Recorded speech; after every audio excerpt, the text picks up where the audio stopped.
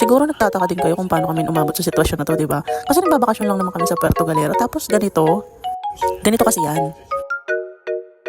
So, Sabado na. Day 2 na namin to sa Puerto Galera. Nag-explore lang muna kami sa beach, nag-island hopping, snorkeling, and caving. Tapos after namin mag-check out dun sa transient, kumain muna kami ng lunch. Then, ito na nga, minute na namin yung tuk-tuk drivers na maghahatid sa amin sa Abra de Ilog.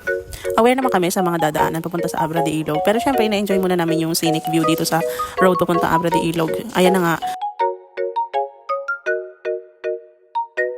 Nag-i-start na po ang maalog-alog at mabakubakong daanan papuntang Abra de Ilog. So, almost 30% pa lang ata ng kabuuang daanan galing Puerto Galera hanggang Abra de Ilog Road ang napsisemento. Kasi nga maraming na mga natenggang projects dahil konektado din po yata dun sa mga ninanakaw dun sa DPWH. So, ayun, after ng mabounce-bounce na daan, ito na naman kami, meron semento. Kaso, maikli lang yan. Ayan na naman. Simula na naman po tayo ng maalog-alog, mabako-bako. At this time, may additional na po siyang mga alikabok. Ang taray, di ba? May pa-free na yan na powder.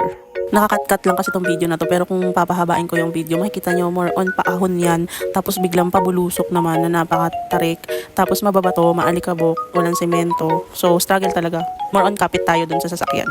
Mapapakanta ka na lang talaga ng It's been a long and winding journey. Charis.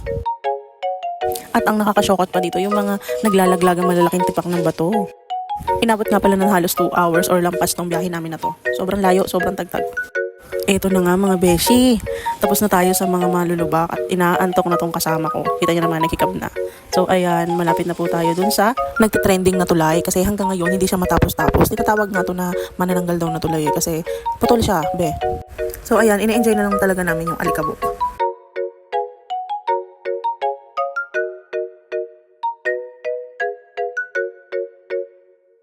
At eto na nga, nakikita nyo naman po, presenting the long-delayed Udalo Bridge Project in Abra de Ilog, Occidental, Mindoro.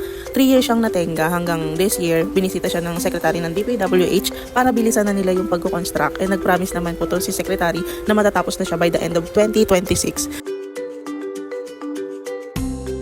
And as you can see, hindi na po kinaya nung tuktok yung pagtawid doon sa ilog kasi na-stuck na po siya doon sa mga bato sa ilalim. So, delikado kung ipupush pa rin talaga. Kaya ayun, meron naman ditong mga nakabantay na tutulong naman sila, nagbabayanihan sila para maitawid yung tuktok doon sa kabilang pangpang.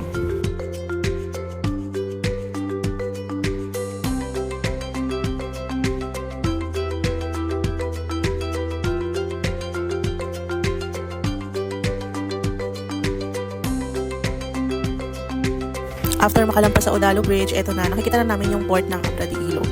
Kaso pagdating namin, brown out. Madalas daw yun dun sa Abra de Ilog, kaya minsan ang hirap-hirap kumuha ng signal sa phone. So pagdating namin doon, may minute lang kami na naghatid nung sasakyan, kukunin namin sa Abra de Ilog.